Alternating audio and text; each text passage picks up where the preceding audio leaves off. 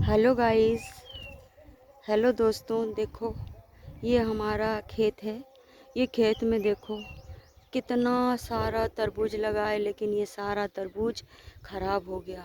इतना नुकसान हुआ है, क्या बताएं आपको। पता है, ये कम से कम 4-5 लाख रुपए का हमारा लॉस हो गया है। 5 लाख तो इसमें लग चुका था, लेकिन देखिए ये भी लॉस हो चुका है। इसके बाद ये खेत में अब देखो ये पड़ा हुआ है खेतों में। इतना यानी जो तरबूज की खेत है ना, इसके लिए कम से कम 10-12 लाख रुपए हम लोगों ने खर्च किया था, लेकिन उसका जो जो मिलना चाहिए ना, वो कुछ भी नहीं मिला। इसको देख के तो सब खेतों को देख के रोना आता है, क्योंकि जब इसका फसल जब तैयार हुआ था तब कोई खरीदने वाला खरीदार नहीं आया। फिर इसको बेचे तो बेचे किसके पास, क्योंकि इतना ज़्यादा फसल लग चुका है कि बेचने के लिए भी कोई लेने के लिए भी नहीं आ रहा है। आखिरी में ये जो धूप इतनी तेज़ है ना, इस धूप के कारण ये सारी फसलें नष्ट हो गई हैं। ये फसलें इसमें भी है, बहुत सारी है इसमें भी है। और ये देखिए कितना लॉस। बेचारा फार्मर करेगा क्या, आप ही बताइए ना। देखो इस प्रकार का यदि लॉस होता है तो बेचारा किसान मरने के सिवा उसके पास कुछ चारा ही नहीं बचता है ना। आप देखो ना, आपको देख के लग रहा होगा ना कि बेचारे लोग का कितना लॉस हुआ है। एक एक जो तरबूज है, कम से कम 2.5-3 किलो के एक तरबूज है, उसका कॉस्ट कम से कम 25-30 रुपये होता है। लेकिन ये जो धूप इतनी तेज़ पड़ी, उसके कारण सारे तरबूज लाल हो गए, सफ़ेद हो गए, यानी कि पीलेपन पड़ गए, और इसकी वजह से कोई इसको खरीद नहीं रहा है। खेतों में पूरे सड़ रहे हैं। हाँ, एक और ये है खरबूजा वाला जो प्लांट है, खरबूजा जहाँ लगाए हैं ये थोड़ा सा भी ठीक है। इसमें खरबूजा वाला में है, ये भी देखिए खरबूजे की खेती है। ये खरबूजे लग रहे हैं, इसमें खरबूजे बहुत है, इसमें खरबूजे बहुत है। वो एक और खरबूजा का है, खरीदार नहीं आते हैं।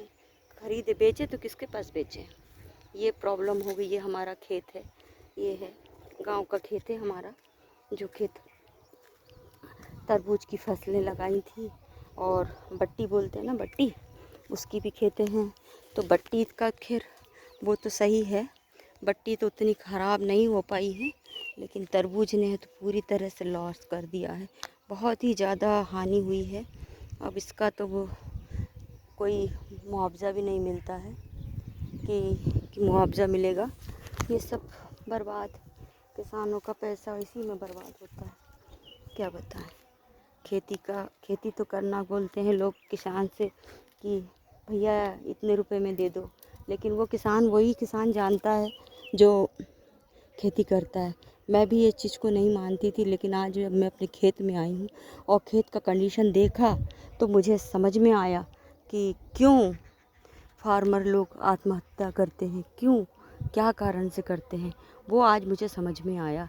क्योंकि देखिए इतना जो लॉस है, इतना जो मेहनत होती है इंसान की, वो मेहनत को देख के रोना आता है। रात दिन खेतों में लगे रहना, ना खाना ना पीना ना सोना, रात भर खेतों में पड़े रहना, खेतों में पानी डालना, फसलों की देखभाल करना, यानी कि क्या बोलना चाहिए। बहुत दुख हो रहा है मुझे तो खेत देख करके।